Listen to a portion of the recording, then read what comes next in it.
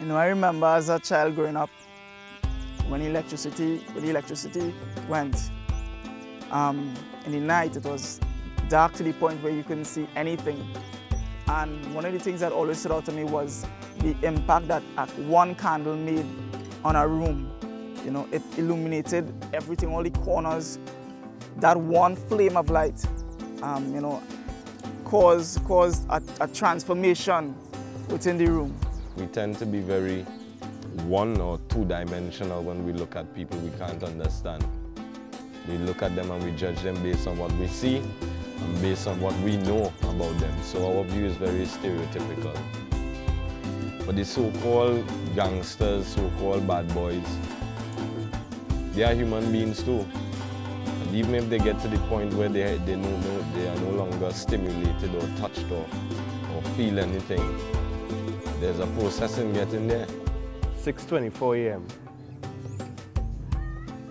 Received the worst call of my life. Hearing the news, my cousin gunned down in Boston, stray bullet. I reflected to new light, because the first thing that came to my mind was vengeance. Trying to find the culprit. But then I already thought through it, and it was like, do we really know what that individual went through? What made him do what he did? What's the environment he grew up in? Could we have stemmed this problem from since birth?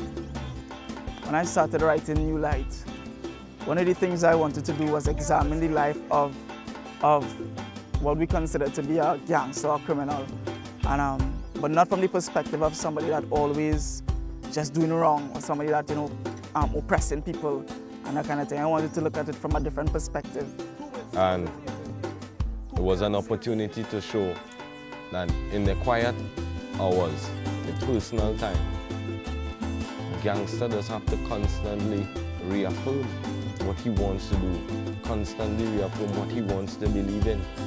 But there's no room for second guessing when he's out in the public's eye.